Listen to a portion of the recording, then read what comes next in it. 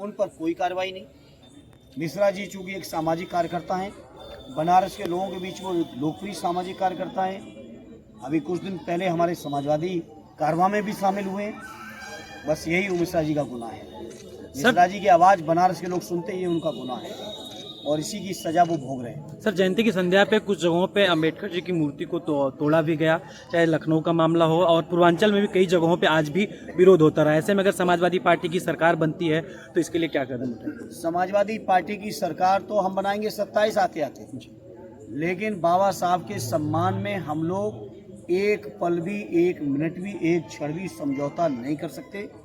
बाबा साहब के सम्मान के लिए हम लोगों को जहाँ भी जाना पड़ेगा, जो भी संघर्ष करना पड़ेगा, वो हम लोग करेंगे। अभी देखिए ना, आपके यहीं कलेक्ट्रेट में बाबा साहब अम्बेडकर पार्क में जी हमने सांसद निधि दी तो पत्थर पे आपत्ति थी, शिलान्यास के पत्थर पर।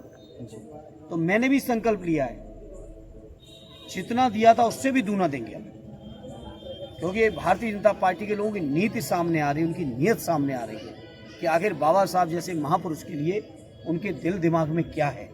कि उनकी, मैं समझता हूँ, मानसिकता, जिसको हमारे राष्ट्रीय अध्यक्ष जी कहते हैं कि मनु महाराज जी आए थे लिख के चले गए, वही मानसिकता बनी हुई है। लेकिन उनको ये नहीं पता है कि आज हमारा देश बाबा साहब भीमराव अंबेडकर जी के बनाए हुए संविधान से चलेगा, किसी और की किताब से देश चलने वाला नहीं है।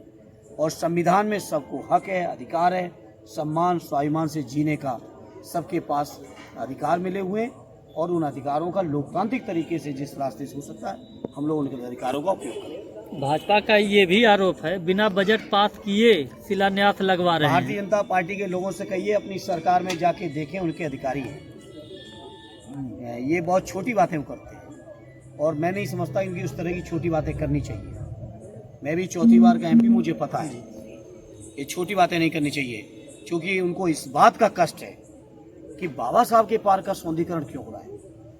क्योंकि मैंने संकल्प लिया था और मेरे जैसे बहुत से समाजवादियों का संकल्प है, क्योंकि मैं अपनी निधि को सबसे पहले बाबा साहब के शीश चरणों में समर्पित करना चाहता था।